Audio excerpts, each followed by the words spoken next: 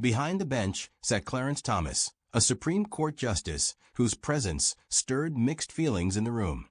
His cold gaze and reserved demeanor marked him as someone accustomed to control.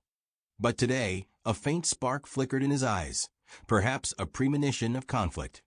Thomas knew who De Niro was, and by rumor, he wasn't thrilled about his presence. For many Americans over 55 who grew up on De Niro's films and remembered the political scandals of the 70s and 80s, this moment felt like a scene from a political thriller. A Hollywood star facing off against one of the nation's most powerful judges. Don't change the channel, because what happened next shocked everyone. Mr. De Niro, Thomas began, his voice steady but laced with sarcasm. You seem more accustomed to cameras than courtrooms. Could you explain why we should listen to your emotional arguments? The room froze. Journalists in the back rows leaned over their notebooks, sensing a storm brewing. De Niro clenched his fists, but his face remained calm. He knew Thomas was trying to throw him off balance, to question his credibility in front of everyone. It wasn't the first time someone had tried to belittle him for his activism, but this time, the stakes were higher. Mr. Justice, De Niro replied, his voice low but firm as stone, I'm not here to play a role. I'm here because I've seen kids from poor neighborhoods denied education and art because someone decided their skin wasn't the right color. You can call it emotion, I call it truth. A quiet murmur rippled through the room. Some shook their heads, others nodded approvingly. Thomas raised an eyebrow but didn't look away. Truth, Mr. De Niro, he repeated slowly, is what we establish here in court, not on a movie set. Your foundation, if I understand correctly, has its own issues with financial transparency. Care to explain where your donations go? It was a low blow. Thomas had clearly done his homework, dredging up accusations that had circulated in the press but were never proven. De Niro felt the blood rush to his face. He knew the claims were slander, but in that moment, he needed more than an angry retort. He took a deep breath, recalling the words of an old friend, a lawyer, who once said, in court, it's not the loudest who wins, but the one who stays composed. Mr. Justice, De Niro began, his voice quieter but carrying strength. If you want to talk about transparency, I'm ready. But let's start with why your colleague, sitting beside you, has blocked investigations into this foundation's discrimination for 3 years. Could it be because his campaign was funded by the same people behind these schemes? The room erupted in whispers. Journalists exchanged glances, unable to believe their ears. Thomas hadn't expected De Niro to go on the offensive, and certainly not with such precision. But this was just the beginning. What happened 2 minutes later shocked everyone. De Niro pulled a thin folder from his pocket. His hands trembled slightly, not from fear, but from the weight of the moment. He placed the folder on the table before him and continued. In this folder are 3 years' worth of evidence I've collected. Bank transfers, emails, recorded conversations. Everything showing how money meant for kids was funneled to offshore accounts. And here's the kicker. One of those accounts is linked to a firm that funded your friend's political campaign. Thomas leaned forward, his eyes narrowing. He could have interrupted, but something in De Niro's gaze stopped him. Perhaps it was the actor's confidence, or perhaps a sense that he truly had something damning. Careful, Mr. De Niro, Thomas said, his voice sharper now. You're accusing high-ranking officials in a courtroom. Are you sure you want to go down this road? I'm not accusing, De Niro replied, his voice calm but steely. I'm presenting facts, and I'm ready to hand these documents to the FBI if this court won't review them. But I believe you, Mr. Justice, care about justice. Don't you? The room fell silent. Even the breathing of the audience seemed to quiet. Journalists stopped writing, their eyes glued to De Niro. Thomas said nothing, and that silence was louder than any words. Everyone waited for his response, his reaction. But instead of exploding or dismissing it, he slowly leaned back in his chair. We will review your evidence, he said finally, but his voice carried tension. But I warn you, Mr. De Niro, if this proves baseless, you'll regret it. De Niro merely nodded, his face impassive. But inside, adrenaline surged through his veins. He knew he'd just challenged not only Thomas, but the entire system that had hidden the truth for years. And he knew this was only the beginning. As the hearing ended, De Niro stepped out of the courtroom, ignoring the flashes of cameras and the barrage of reporters' questions. Outside, the air smelled of rain, the asphalt glistening with morning dew. He paused to breathe in the cool air when someone touched his shoulder. It was a young black woman, her eyes tired but grateful. She was one of those whose children had suffered from the Foundation schemes. "Thank you," she said softly. "I thought no one would dare." De Niro looked at her, and for the first time that day, his lips curved into a faint smile. "This is just the start," he replied. But what happened next? Don't change the channel, because what De Niro found in those documents changed everything. In the conference room of the Willard Hotel, where De Niro was staying, his team was packed and tight. Lawyers, analysts, even a couple of retired FBI agents he'd hired poured over documents. The air smelled of coffee and tension, the clatter of keyboards mingling with hushed voices. On the table lay the same folder De Niro had shown in court, now joined by new stacks of printouts and USB drives. His lead attorney, Elizabeth Wright, an older woman with a sharp gaze and silver hair, held a sheet of bank statements. "Bob," she said, her voice trembling with excitement, "this isn't just about offshore accounts. These transfers trace back to a firm linked to Senator Gray's campaign. And there's reason to believe Thomas knew about it 3 years ago." De Niro leaned forward, his fingers gripping the edge of the table. Senator Gray wasn't just a politician. He was a titan, a man whose word could open or close doors in Washington. If Thomas was connected to him, it explained why the investigation had been stalled. "You're sure?" De Niro asked quietly, his eyes narrowing. Elizabeth nodded, handing him the sheet with highlighted lines. "Here's the correspondence. Gray asked Thomas to slow down the Foundation case. And Thomas didn't say no." The room fell silent. One of the analysts, a young man with a nervous look, couldn't hold back. "If we go public with this, they'll destroy us. Gray has connections everywhere: Congress, the FBI, even the media." De Niro stood slowly, his presence seeming taller than usual. He walked to the window, where the Capitol dome gleamed in the evening light. Reflected in his eyes was not just determination, but something deeper, the pain of a man who'd seen injustice too often. "We're not backing down," he said finally. "But we won't scream it from the rooftops. We'll play smart." That night, De Niro met with Mary Kelly, a New York Times journalist whose pen was feared even in the White House. In a quiet bar smelling of whiskey and cigars, he handed her a copy of the documents. Mary, her face skeptical, flipped through the pages, her eyebrows rising higher with each one. "Bob, you realize this could be a second Watergate," she said, setting the folder down. "But if even one fact doesn't check out, they'll tear you apart." "I'm ready," De Niro replied, his voice calm but heavy with the weight of his years. "Just do your job, Mary." The next morning, the Supreme Courtroom was packed. People stood in the aisles, the air humming with tension. Thomas sat behind the bench, his face unreadable, but his fingers, gripping a pen, betrayed his unease. De Niro entered, carrying a thicker folder than the day before. Journalists craned their necks, cameras clicked relentlessly. Everyone sensed something was about to happen. And they weren't wrong. What happened 5 minutes later shocked everyone. "Mr. Justice," De Niro began, his voice clear but devoid of aggression, "yesterday, you questioned my intentions. Today, I'd like to ask you, why have you ignored complaints about this foundation for 3 years? Why didn't you act when evidence was sent to you?" Thomas pressed his lips together. His eyes flashed, but he responded coldly. "Mr. De Niro, I'm not accustomed to justifying myself to actors. If you have something specific, present it."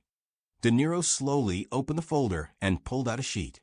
The room fell deathly silent, the only sound the rustle of paper. "This is a letter from Senator Gray, dated 2022, De Niro said, his voice quieter but more menacing for it. In it, he asks you to hold off on the investigation. And it seems you listened. The room erupted in gasps. Journalists grabbed their phones. Someone in the audience shouted, "That's a lie." Thomas slammed his gavel, his face reddening. "Enough," he barked. "You're crossing a line, Mr. De Niro. These accusations are baseless." Baseless. De Niro held up another document. "Then what's this? A bank transfer of $200,000 from a firm tied to Gray to your nephew's account. A coincidence?" Thomas froze. His hand, holding the gavel, slowly lowered. The silence in the room was so thick it could be cut with a knife. Even the other justices, seated beside him, exchanged glances, unsure what to say. For Americans over 55 watching at home, this was a moment when time stood still. They remembered how careers crumbled under such revelations and felt they were witnessing history. Thomas began, but his voice broke. He cleared his throat, trying to compose himself. "These documents will be verified. But I warn you, Mr. De Niro, you're playing with fire." De Niro didn't flinch. His face remained calm, but his eyes burned with certainty. "I'm not afraid of fire, Mr. Justice," he said. "I'm afraid kids will lose their future while people like you cover for those stealing their chances." The room exploded in applause. Some audience members stood. Others shouted words of support. Thomas pounded his gavel, demanding silence, but his authority seemed to crack. In that moment, De Niro felt the weight of the past months lift from his shoulders. He hadn't won, not yet, but he'd made the system tremble. As the hearing ended, De Niro stepped outside, where a crowd of reporters waited. Camera flashes blinded him. Questions came from all sides. But he paused only briefly to say, "This isn't about me. It's about those who have no voice." He got into his car, and as the door closed, his phone rang. It was Mary Kelly. "Bob," her voice trembled with excitement, "we just got an anonymous letter. Someone from Gray's inner circle sent new evidence. This could change everything." De Niro closed his eyes. Feeling his heart pound, he knew the battle was just beginning. But in that darkness, amid the lies and filth, he saw a spark of hope. And he wasn't about to stop. Don't change the channel, because what De Niro learned the next day turned everything upside down. His discovery not only threatened Thomas's career, but could expose a web of corruption stretching to the very top. In a cramped apartment on the outskirts of Washington, De Niro sat at a kitchen table littered with papers. The light from a desk lamp illuminated his tired face, his deep wrinkles more pronounced than ever. Across from him sat Mary Kelly, the New York Times journalist, with a laptop displaying screenshots of anonymous correspondence. The air smelled of strong coffee and tension, the hum of passing cars outside a reminder that the city never slept. "Bob," Mary said, her voice low but urgent, "this anonymous source. They're from Gray staff. They sent recordings of conversations. Gray and 2 other senators discuss how to cover the foundation. And Thomas is mentioned. Not directly, but it's close." De Niro rubbed his temples. His heart pounded, but he kept his composure. He knew one misstep could unravel everything. Gray wasn't just a senator. He was a symbol of power, with connections reaching the highest offices. And Thomas was a wall few dared to breach. What exactly do they say about Thomas? De Niro asked, his voice hoarse from a sleepless night. Mary opened a file and played the recording. Gray's voice, low and confident, filled the room. "Clarence knows what to do. He doesn't like being dragged into the mud, but he won't let this case move forward. We've taken care of him." The recording cut off. De Niro felt a chill run down his spine. It wasn't direct proof, but it was enough to make people think. He looked at Mary. "Can you publish this?" She nodded, but her eyes betrayed fear. "We can. But Bob, they'll destroy us. Gray's already hired the best lawyers, and Thomas. He's not one to back down." De Niro stood and walked to the window. In the reflection, he saw himself not a star, not a hero, but an older man who'd put everything on the line for the truth. He thought of the young woman outside the courtroom, her grateful eyes, and the kids whose dreams were stolen for someone else's ambition. "We're not giving up," he said finally.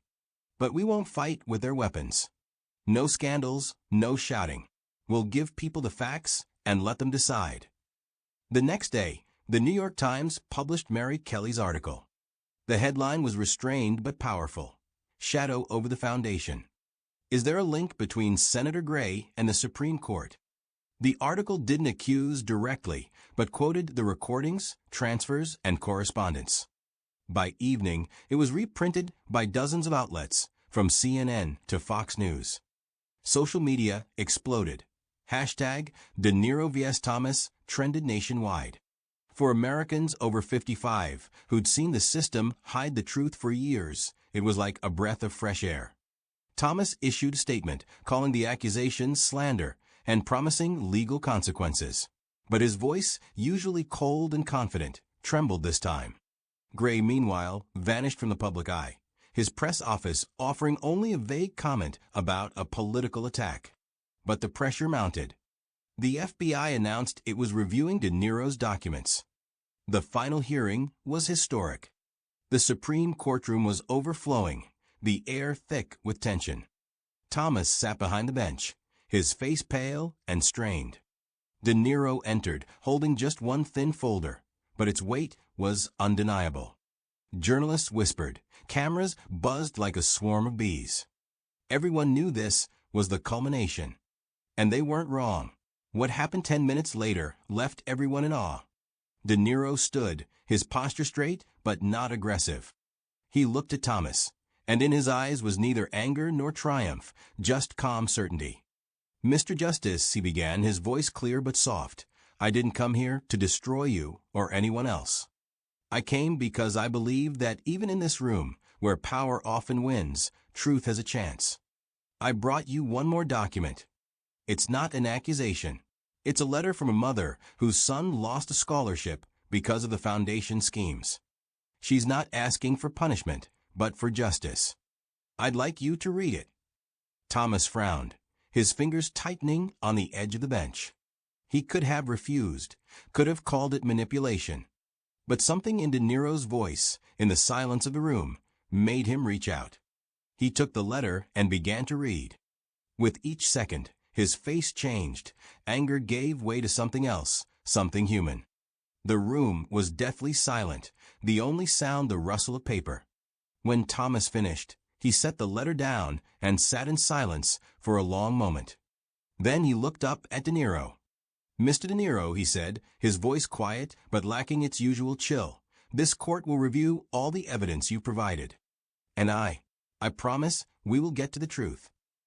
The room erupted in applause. People stood, shouted, some wept. For Americans over 55 watching the broadcast, this was a moment of euphoria, not because someone lost or won, but because the system, which seemed immovable, had trembled. De Niro didn't gloat. He simply nodded and left the courtroom, ignoring the camera flashes.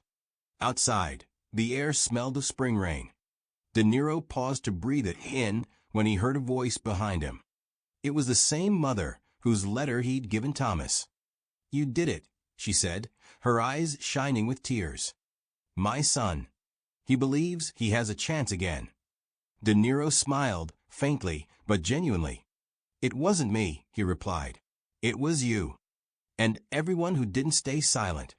He got into his car, and as the door closed, his phone lit up with a message from Mary Kelly.